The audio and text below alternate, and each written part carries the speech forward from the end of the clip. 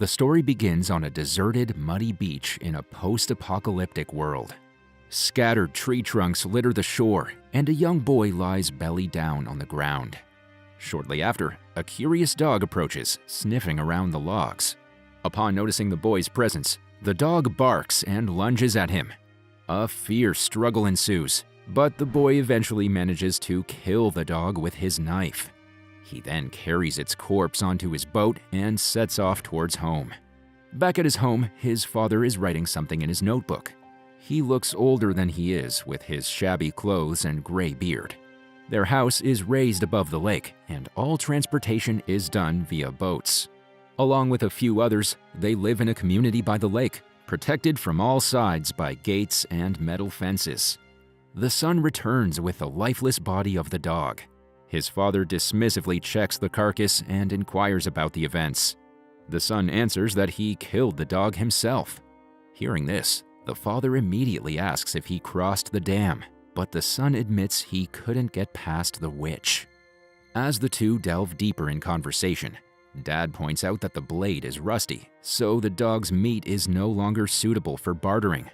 However, they manage to salvage its coat.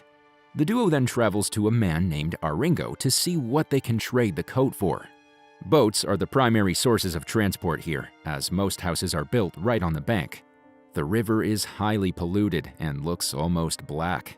Upon arriving at Aringo's home, they call him out to barter the dog coat with. After bickering for a while, Aringo only welcomes their father inside. He is an old man who doesn't enjoy company and always carries a rifle. Unnoticed, the boy goes around the entrance and eavesdrops on their conversation. Aringo questions the father on where he got the dog coat, suspecting it belongs to his lost pet. The father lies that he found a dead dog in the nearby fields. Furious, Aringo refuses to trade, as he is sure this is his own dog. However, after hearing the father plead for food, he gives him fish and 2 grenades for hunting. Just as the two walk outside, the boy sneaks in and steals Aringo's remaining grenades. On their way home, the father reminds him they cannot afford enmity with the old man. Later, the boy tosses 2 grenades into the river to catch fish, but instead finds floating dead bodies. Turns out it's a custom here to throw dead bodies into the water. Spooked by this horrifying scene, he rushes back home. At night, the boy prepares for dinner while his father writes in his diary. Reading and writing are luxuries from the long-forgotten past, and only the old know about it. Curious about this activity that his father does regularly, the boy sneaks in and watches. However, the old man scolds him and tells him to mind his duty. Shortly after, when he goes out to get some vegetables, we see more of this bleak, desolate world. Apparently, a mysterious plague has wiped out most people, and life is extremely difficult for the few survivors. The land barely yields any crop, and the resources are limited. While looking for vegetables, he constantly coughs and looks frail. The following afternoon, Aringo barges into their home, furious about the stolen grenades and the dead dog. He accuses the father and son, and even goes as far as pointing a gun at the father. When the boy tries to intervene, he is slapped across the face. Aringo then takes back the stolen grenades and storms away from there. That night, the father leaves on his boat for Valeria Golino's house. She is a blind woman who controls the dam and everything that goes in and out of the lake community. Since she controls the water flow, cooks her food, and does herbal medicine, his father calls her the witch. After some passionate lovemaking, they sit down and talk. The man says it's getting harder for him to hunt and find food. The woman keeps things from the past like cookie jars, mugs, and pots. On the other hand, the man is more rigid and says there's no point in thinking about the past. He tells her about the dog that his son killed. For the boy, rats and dogs are just food, unlike those who remember when dogs were loving pets. The man has raised his son like a wild animal without teaching him anything because that's the only way to survive here. In response, the woman reveals that his son comes to her house sometimes when he scolds him. She urges him to show more physical affection towards him. However, the man replies that it would be better if the boy died quickly. Appalled at this suggestion, the witch slaps him. On his way back, the old man has an intense cough episode. After struggling for a few minutes, he somehow manages to start the boat and drags himself to his home. There, he finds his son sleeping peacefully and realizes that this cough will soon kill him. So he sits down on his study table to write something in his notebook. Hours later, the boy wakes up and is delighted that his net has caught a fish. But he finds that his father is still asleep on his study table. Hours pass and the evening approaches, but the man still doesn't wake up. Unable to process what's happening, the boy curiously takes his father's notebook and tries to see what's inside. For him, all the words are some weird symbols that he can't understand.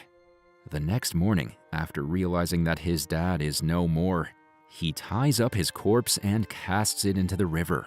He now wants to know what is written in the notebook, and the first person he goes to is Aringo. However, the latter once again acts rude and selfish. When he keeps on shouting, the boy remembers how Aringo humiliated his father. In a fit of rage, he hangs him upside down and drowns him to death. With Aringo's jacket, ropes, gun, and a new dagger in his possession, the boy heads towards the witch's home. He calls her and offers to trade for food. The witch asks about his father's whereabouts, and the boy bluntly reveals that he is dead. Hearing this, the old woman is devastated, and she starts crying. After a while, the boy brings out his father's notebook and asks what it is. The witch explains that it's a tool for storing memories. She adds that memories are things from the past that you don't want to forget. Intrigued by the notion of memories, something entirely foreign to him, the boy's curiosity intensifies. She struggles to make him understand that she knows how to read, but cannot do so right now because she's blind. The following morning, the boy decides to cross the dam and search for someone who can read the notebook for him. Initially, the witch refuses to give him permission, saying his father never wanted him to go out. However, the boy is too obsessed with memories and the vast knowledge the notebook has. So, the witch lets him cross the dam with one warning: never trust anyone out there. Immediately afterward, the boy is greeted by grim scenes of dead bodies hanging by tree branches. After a while, he ties his boat to a tree trunk and starts exploring. He sees long lines of abandoned cars that were probably stuck in a jam when the plague hit. He has never seen a car before, but decides to sleep inside one of them for the night. The following day, he discovers his boat has vanished.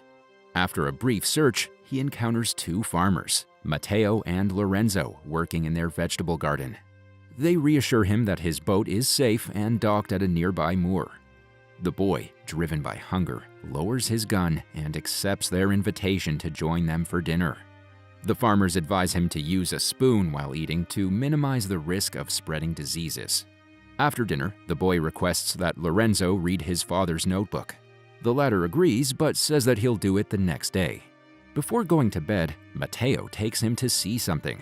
The farmer duo has captured a young girl kept inside a cage and leashed her like a dog. Matteo pokes her with a stick and forces her to eat the vegetables. While the boy is confused seeing all this, Matteo explains that this girl is for trade with his friends. The following day, the farmers tell the boy that he must work if he wants them to read the diary. Matteo makes the boy plow the field and then asks him to clean the girl's cage. While doing so, the girl begs him to let her go. She says her name is Maria, and the two farmers were friendly towards her before throwing her in a cage. However, despite her pleas, the boy refuses because he's desperate for Lorenzo to read the diary to him. That evening, the boy, Matteo, and Lorenzo gather around to read the diary. The first 2 pages recount the events of the boy's birth. They reveal that his mother passed away during childbirth, and his father had no idea how to take care of him. He even wished the boy would die right away. Just when the story starts to get interesting, Lorenzo says he'll continue reading the following day. This makes the boy angry, but he's quickly reminded that he must abide by the house rules and work during the day in exchange for the evening diary readings. The following day, the boy goes to Maria's cage and asks if she can read the notebook. She lies that her father can, and if he frees her, she will take him there. Hearing this, the boy promptly frees her, gives her a jacket, and marches outside. He then starts tussling with the farmers. At one point, he gains the upper hand and stabs Lorenzo. Matteo tries to choke him, but Maria saves him in the nick of time. She stabs the farmer in the back of his head, immediately killing him. After the incident, the two kids leave on a boat. As they engage in conversation, Maria admits that she isn't sure if her father can read. This angers the boy, and he yells at her for lying to him. In the next scene, they arrive at Maria's home to discover a grim sight. There is nothing except the hanging body of her father in the home. Distraught, they burn the whole place down so that the dead body cannot spread any diseases. The boy then asks her to join him on his journey since she has nowhere to go now. She asks for his name, but he reveals that his father never named him and simply called him son. Following this, the duo wanders down the river in search of someone who can read. As they venture inside the forest, they are suddenly attacked by a masked man with a rifle. After tying up the kids, he takes them to an industrial complex. There, he presents them in front of an intimidating-looking man. The man looks cleaner than everyone else with his fur coat, braided hair, and beard. He is revealed to be the boss of this complex. On his order, the masked man takes the boy to a cage while the girl is left behind. But before he leaves, the boy shows him his notebook. He wants him to read it for him. Later that night, we see the man in his room reading the notebook. He is revealed to be the executioner, as he does all the killings for his boss. Half of his nose is cut off, and it has left a ghastly bruise behind. As he goes through the pages, he is left in utter shock. Just then, the door bursts open and the boss enters the room. He orders the man to put on his mask, unable to stomach the sight of his disfigured face. He then mentions that the boy must be killed tomorrow, as they cannot afford to keep slaves. However, the executioner hesitates as the boy reminds him of his son. It's revealed that when the plague hit, he had to kill his own son, as he believed that a swift death would save him from this hellish life. Unfortunately, his boss, who is devoid of empathy, dismisses his sentimental attachment. He declares that this unforgiving world has no place for such emotions. The boss then orders the executioner to kneel and asks him what heals the pain of the past. The masked man answers that only more pain can heal the pain of the past, as his boss cuts the tip of his ear. He then conclusively orders that the boy must be killed tomorrow. The next day, the executioner comes to the cage with a rifle. He stares at the boy for a long time, then sits by the door. He takes out the notebook and starts reading aloud from the recent pages. These were written on the very day the old man died. The father writes about how his chest hurts and he coughs up blood.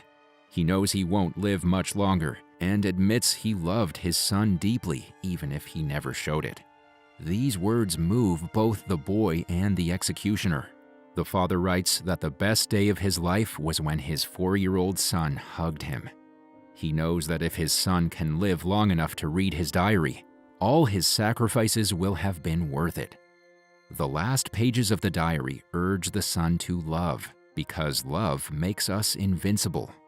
When the diary ends, the executioner opens the door and, without saying a word, leaves with his gun.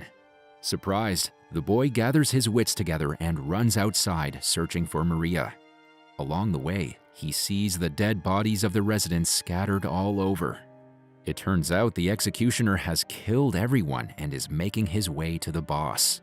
Upon coming face to face with the evil man, he says he has forgiven himself for everything and will no longer repent. When the boss comes closer, he stabs him with his knife and kills him. After this, he takes his own life. In the final scene, Maria and the boy escape from the complex.